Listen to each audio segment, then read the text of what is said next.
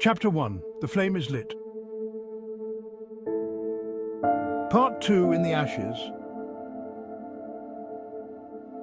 The world was a haze of smoke, heat and pain. Aldric stirred, his body heavy as if he had been buried beneath the weight of the earth itself.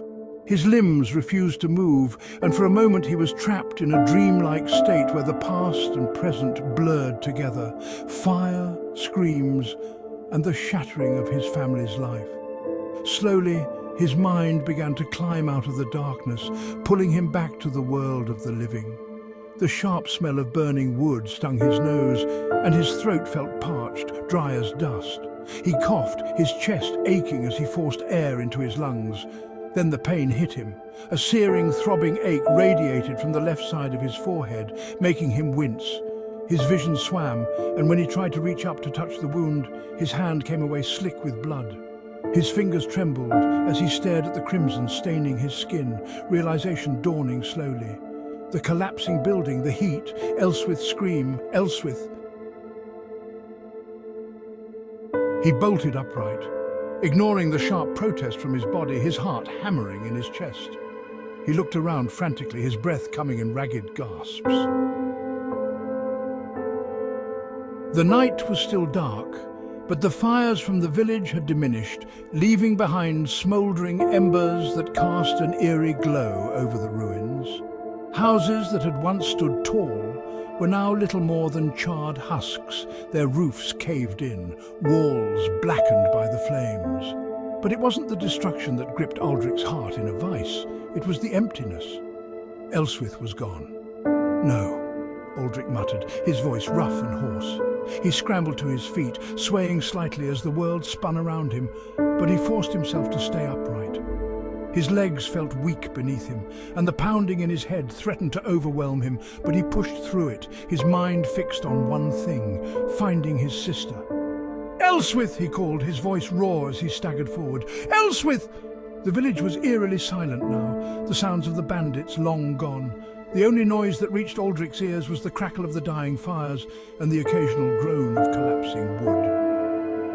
He stumbled through the wreckage, his eyes darting from one burning building to the next, his heart clenching with every passing moment of silence. His sister couldn't be gone. She had been with him right behind him when the building collapsed. She had to be somewhere. Maybe she had escaped. Maybe she was hiding, waiting for him to find her. The thought kept him moving even as his body threatened to give out. His clothes were torn and singed, and his hands shook as he grasped at anything that might give him a sign. He called her name again, but the only answer was the whisper of the wind through the charred remains of Bromwich.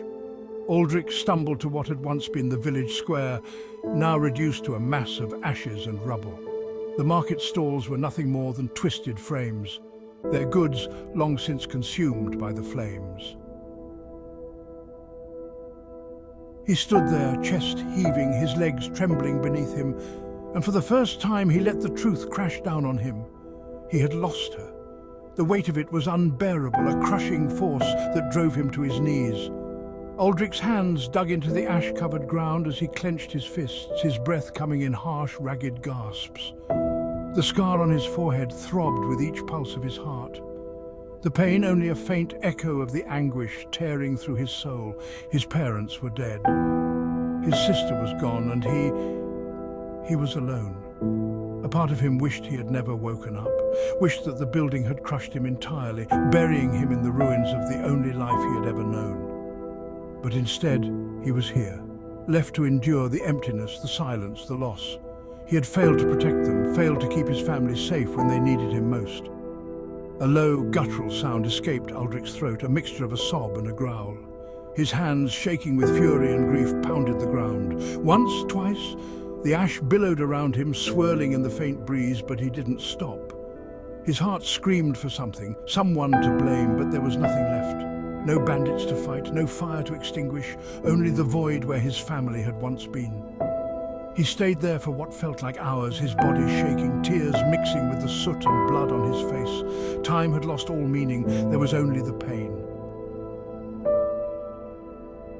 But as the night stretched on, something stirred in Aldric, a faint flickering ember beneath the weight of his grief. It was subtle at first, barely noticeable, but slowly it grew. A warmth spreading through his chest, not of comfort or hope, but of something far darker, something primal, vengeance. The word cut through the fog of his mind like a blade. It was the only thing that made sense now, the only thing that gave him a purpose in the face of his despair. His family was gone, but their killers, the bandits who had burned his village, murdered his parents and taken Elswyth, they were still out there. And as long as they lived, Aldric would never know peace. He didn't know if his sister was dead. The thought burned at the edges of his mind, but he refused to let it take hold. No, he couldn't believe that she was gone, not yet. There was still a chance, a small flickering hope that she had somehow survived, that she had been taken, captured by the bandits instead of killed. The thought was painful, but it was better than accepting the finality of death. Aldric pushed himself to his feet, swaying slightly as the world spun again. He wiped the blood from his forehead, his fingers brushing against the jagged wound that would undoubtedly leave a scar, a permanent reminder of this night. But he welcomed the pain now, embraced it. It was fuel for the fire that had ignited within him. He would find them, the bandits. He would hunt them down, one by one if necessary. He would make them pay for what they had done, for the lives they had stolen, for the family they had torn from him. And if they had taken his sister, if there was even a chance that she was still alive, he would find her, no matter the cost. His vision still blurry, Aldric began walking, his steps uneven at first, but with each stride, his resolve grew stronger. He headed toward the remnants of his home, or what was left of it. The roof had collapsed, the walls charred and crumbling, but it was still standing, a shadow of what it had been. He pushed through the debris, stepping over broken beams and shattered windows, until he found what he was looking for, his father's sword. It lay buried beneath the rubble, its blade dull but intact. Aldric knelt down, his hands shaking as he lifted the sword from the ashes. It felt heavy in his grasp, the weight of his father's legacy, of the battles fought with this very blade. Osric had always told him that the sword was more than a weapon. It was a symbol of duty, of protection, and now it would be Aldric's symbol of vengeance.